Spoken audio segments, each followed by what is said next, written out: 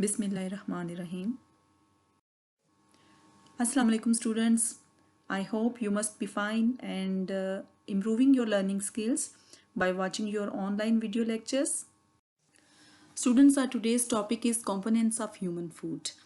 As we know that food is any substance consumed to provide nutritional support to an organism. But when we talk about nutritional requirements of animals and especially human, they are more complex as compared to plants because human and animals they show a greater range of activities and functions, so that's why they need different type of nutrients. Their requirements are more complex as compared to plants because plants just need simple nutrients from their surrounding and they make their own food, but human they get these essential nutrients from the food.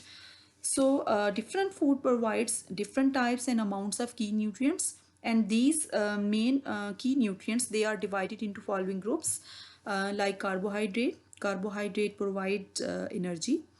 Proteins are used to build body. Fats also provide energy, and they are also stored inside the body for the future use. And then vitamin and minerals they are required in very low amount, but they play very important role inside body. Then water and dietary fiber are also required. Now we will do these nutrients one by one. Well, students, let's start with carbohydrates. The word carbohydrate literally means hydrated carbons. It means that a carbohydrate is a biomolecule consisting of carbon, hydrogen, and oxygen. Usually, carbohydrate consist of sugar and starches, and they are basic source of energy. It means that when we eat carbohydrates, after digestion, they are converted into the simple form of carbohydrate, that is glucose. And in chapter 7 in bioenergetics, you have done that during the process of respiration, when energy is released, then glucose is used as a fuel. It means that glucose is broken down and provide energy to cells to perform different activities. So we say that carbohydrates are the basic source of energy. Uh, Almost carbohydrates provide half to two-thirds of total calories every animal consumes daily, and they get it from the carbohydrates. 1 gram of carbohydrate provide 4 kilocalories, and the sources from where we get carbohydrates they are bread, pasta, beans, potatoes, bran, cereals, and rice. Students, there are three types of carbohydrates, and these are known as monosaccharide, disaccharide, and polysaccharide. Here I want to tell you that saccharide is another name for the carbohydrate, because carbohydrates are also called saccharide. It is a Greek word and its meaning is sweet. So the types of carbohydrates are monosaccharide, disaccharide, and polysaccharide. First we will discuss monosaccharide. So monosaccharides are the simplest form of carbohydrate, yeah, and they are sweet in taste and they are soluble in water, and they are not further hydrolyzed. It means that they are not further broken down into more simpler form of the sugar, and their examples are glucose, fructose, and galactose. Now come to the disaccharide. Students, disaccharide are also sweet in taste but comparatively less sweet in taste, and they are less soluble in water, and on hydrolysis they are broken they are broken down into the more simpler form, that is monosaccharide. And examples of disaccharide are the sucrose, and we get it from the sugar cane, and the table sugar that we use we get it from the sugar cane, and after in factory after processing this sucrose is converted into the table sugar. Another example is maltose, that is found in cereals, and lactose, that is found in milk. The third type is polysaccharide. Student, polysaccharide are most complex and most abundant carbohydrates in nature, and they are usually branched and tasteless, and their most common examples are starch, cellulose, and glycogen. Lipids. Lipids are a group of compounds related to fatty acids, and lipids present in food are composed of fatty acids bonded to glycerol. Lipids include fats, oil, waxes, cholesterol, and related compounds, and usually they are insoluble in water, but they are soluble in organic solvents like alcohol, chloroform, and benzene. Students, when we talk about fatty acids, there are two type of fatty acids: saturated fatty acids and unsaturated fatty acids. Students, saturated fatty acids are usually solid at room temperature, and these fatty acids have all of their carbon atom bonded to hydrogen atom. It means that there is no double bond inside their structure. But unsaturated fatty acids, they have some of their carbon atom double bonded. It means that their all carbon are not bonded with hydrogen. And usually unsaturated fatty acids, they are liquid at room temperature. Students, when we talk about the sources from where we get saturated and unsaturated fats, uh, no food contain 100% saturated fatty acid. Mostly the food containing high proportion of saturated fatty acids include animal fat products like cream, butter, fatty meat, also contain the dietary cholesterol. And unsaturated fatty acids, we can get them from sunflower oil, corn oil, canola oil, olives, and olive oil. And we can also get it from the fatty fish, nuts, and some seeds. Students, usually in general, uh, plant sources of fats are better for a person health than the animal sources, because animal fats, they contain more saturated fatty acids, and that's why, as compared to saturated fatty acids, the unsaturated fatty acids, they are more good for the health. Students, as I have told you that it is better to use unsaturated fatty acids as compared to saturated fatty acids, because saturated fatty acids, they make cholesterol inside the body. So when we take too much saturated fatty acids, they increase the cholesterol level, and it may result in clogging of arteries and ultimately heart diseases. You can see a picture of artery that is clogged due to cholesterol. Cholesterol is a main and prime contributor in making plaques inside the arteries. It accumulates in the inner wall of the artery, and it narrows the passage or the pathway of the blood. So it may result in high blood pressure, and that result in heart diseases. Students, now come to the role of lipids. Students, lipids, they are a source of energy inside the body. In fact, 1 gram of the lipid provide 9 kilocalorie. As compared to carbohydrates, we have seen that 1 gram provide 4 kilocalorie, but in lipids 1 gram provide 9 kilocalorie. So lipids should be taken in low amount. Then lipids are also used to provide insulation to body, because there is a layer of fats under the skin, and it provides insulation during winter. And along with it, lipids are important because they are used to form membranes of the cells, and they are also used to form the sheaths surrounding the neurons. We know that neurons and the nerve cells, they conduct the messages from brain to the other body parts. And you have studied the structure of neuron in chapter 4, and you have seen axon that is emerging from the cell body. This axon is surrounded by a sheath, and that sheath is made up of lipids. Students, lipids are also used to make hormones. Hormones are the secretion of glands, and these hormones, they play very important role inside the body because they control many functions. Students, along with it, lipids are also required for the fat soluble vitamins, to carry the fat soluble vitamins. Vitamins are of two types: water soluble and fat soluble. So the fat soluble vitamins, they require lipid for the storage. Proteins.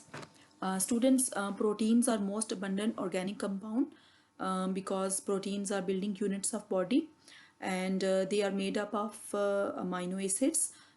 Basically, proteins consist of long chains of amino acids, and these amino acids varies from a few to many. Uh, it may be from few to 3,000 or even more, but most of the proteins are composed of 20 types of amino acids, and these amino acids are known as essential amino acids. Students, proteins are their main role is to build body, but they can be converted into carbohydrate in the absence of carbohydrate, and they may provide energy in the absence of carbohydrate, and 1 gram of protein provide 4 kilocalorie energy. Students, now discuss the role of proteins in human body. Proteins perform many functions. They build many structures of the cell. Like proteins are essential component of cytoplasm, cell membranes, and organelles.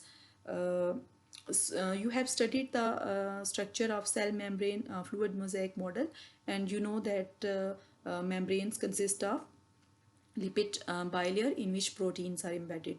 So proteins are important to build cell membranes and membranes of the cell organelles as well. Students, major component of muscles, ligaments, and tendons. Students, ligaments are the connective tissue that connect from one bone to another bone, and tendons are the connective tissue that connect muscles with bones. So these all structures, they require protein because they are made up of protein. Students, proteins play role as enzymes. You know that in living organisms, all metabolic reactions are taking place in the presence of enzymes. So all enzymes are protein in nature, and in this way, proteins control the whole metabolism of cell. Along with it, students, there are antibodies. They are also proteins. Antibodies are the proteins that our body made when any pathogen like any virus, bacteria enters inside the body. Then our defense system, white blood cells, they make proteins to against these pathogens to fight with them, and these proteins are known as antibodies, and they are also made up of proteins. Students, proteins also play their role in the transport of material. You have studied about transport protein in facilitated diffusion. When there are the size of a molecule is large, and they enter inside they wants to enter inside the cell, then these transport protein, they help them. So proteins are very important, and they play many function inside the cell. Students, we can get proteins from eggs, milk, meat, pulses, and fish. And now, students, we will do minerals. Students, minerals are inorganic elements that originate in earth and cannot be made in body. It means that our body couldn't make minerals for itself, and we get it from other sources, and these minerals are required in low amount, but they play very important role inside bodies. Students, there are two categories of minerals: major minerals and trace minerals. Major minerals are required in a diet at amount greater than 100 milligram per day, and the trace minerals, they are required in a diet at amount that is less than 100 milligram per day. Students, now we will discuss table 8.2, important minerals in human diet and their roles. Student, first we will do major minerals. Major minerals include sodium, potassium, chloride, calcium, magnesium, and phosphorus.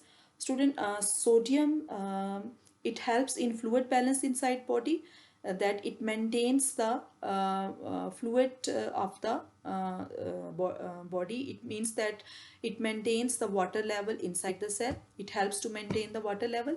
Then potassium, it also helps in fluid balance, and it acts as a cofactor for many enzymes. Then chloride, chloride also helps in fluid balance, and it is a component of hydrochloric acid. Student, hydrochloric acid is found in gastric juice. When stomach release gastric juice, hydrochloric acid is found over there, and it helps because it provides acidic medium for the working of enzyme pepsin, and it also kills small organisms that might be found inside the food. So chloride is an important component of hydrochloric acid. Students, above these three major minerals, they also play important role for muscle movement, nerve impulse transmission, heart function, and blood pressure.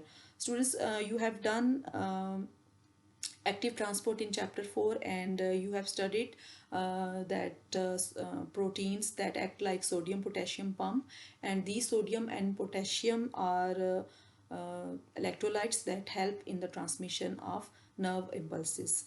Students, now come to the role of calcium. Calcium is required for the strong bones and teeth, and it also helps in blood clotting. Then magnesium and phosphorus, they also required for the development and maintenance of bones and teeth.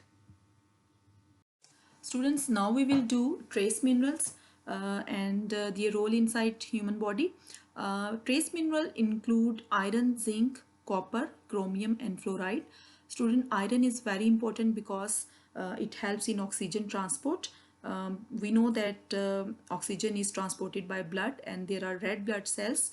They contain protein hemoglobin that contain iron, and this iron helps to combine with oxygen to make oxyhemoglobin. So iron plays important role in oxygen transport, and it also stores small amount of oxygen, so it helps in oxygen transport and storage. Then zinc aids in insulin action. Insulin is a hormone, and that is released by pancreas, and it helps to low down the if the sugar level is more than requirement inside the blood, then this hormone helps to lower sugar level. So insulin requires zinc for its action, and zinc also helps in growth and reproduction. Student, both these trace mineral, they also act as enzyme cofactor, and they also support immune system. Now come to the copper. Copper acts as an enzyme cofactor. Chromium also helps in insulin action, just like zinc. And then there is a fluoride, and fluoride stabilizes the bone mineral and hardens the tooth enamel. So it is very important for the strong teeth. Students, now we will do role of calcium in detail. Calcium is a very important mineral, and it performs many important functions inside human body. We can get calcium from milk, cheese, egg yolk, beans, nuts, and cabbage. Students, now we will discuss the role of calcium. First of all, calcium is very important in the development and maintenance of bones and teeth, because calcium makes them more strong and hard. So it is very helpful for the strong bones and teeth. Student, calcium is also required for maintaining the cell membrane and connective tissues. It also required for the activation of many enzymes. You know that enzymes are required in almost all biochemical reactions that are taking place inside the body, and for activation of many enzymes, calcium is required. Student, calcium also aids in blood clotting. In case of any cut, when there is a bleeding start, so usually to prevent this bleeding, body make a blood clot that act as a seal. So calcium inside the blood with the help of vitamin K, that also helps in the blood clotting, and the protein that is found inside the blood, it makes a clot, so it prevents the overbleeding. Deficiency of calcium cause tetany. Students, due to the low level of calcium, that is also known as hypocalcemia, sometimes there is a spontaneous discharge of nerve impulses, so that results in tetany. Tetany is a involuntary movement of the muscles, and you feel a sudden jerk of a muscle or a cramp. Muscle remain for some time in this state, and this condition is known as tetany. Low level of calcium also cause the softening of bones, and there are more chances of fractures. Then low level of calcium also slow the blood clotting, and that results in the slow wound healing. Students, now we will do role of iron. As iron is a trace mineral, but it plays very important role inside human body. So iron is very important as it plays a major role in oxygen transport and storage. Students, oxygen is required for the process of respiration, and respiration occurs in every cell, every living cell of the body, and it is energy yielding process. So it is very important that oxygen is transported to all cells of the body. And how iron helps? Basically, oxygen, we know that blood carries this oxygen from the lungs, and it distributed to all the cells of the body. So there is a protein inside the blood that is known as hemoglobin, and the hemoglobin, it contain iron, because iron is a component of hemoglobin.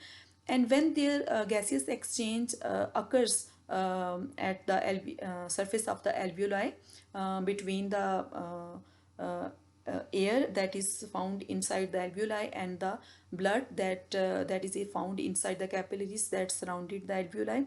So when gaseous exchange occurs, this oxygen combines with the iron inside the hemoglobin, and it makes it oxyhemoglobin. And this oxyhemoglobin that contain the iron, and when blood carry this oxygen and distributed to all parts of the body, so in this way iron helps in the transport of oxygen. So it is a component of hemoglobin as well as the component of myoglobin. Students, myoglobin is also a protein, and it is found inside the muscles, and it helps in the muscle contraction. Students, myoglobin also contain iron, so it can store a small amount of oxygen for the muscles. Student, iron also act as a coenzyme and helps in many metabolic reactions. Along with it, it support the immune system. Students, we can get iron from egg, meat, yolk, whole wheat, fish, spinach, and mustard. Students, deficiency of iron, it is the most common nutrient deficiency all of, worldwide, and it causes anemia, because when there is less iron inside the diet, so there will be less hemoglobin, and when there will be less hemoglobin, then less oxygen will be transported to the cells, and less energy will be released. So a person that with anemia, it looks pale and lethargic. Deficiency of iron, it can be treated with good intake of iron products or with the iron supplements. Students, question answers from exercise understanding the concept and short question answers are written, and you can find the answer from the page number that is written in front of the questions. And you can also take help from all points and headings that are made inside video lecture. Student, extra question answers are also written over here, and you can find their answer from the page number that is given. I hope, students, you understand the topic very well. Stay home, stay safe, and keep learning.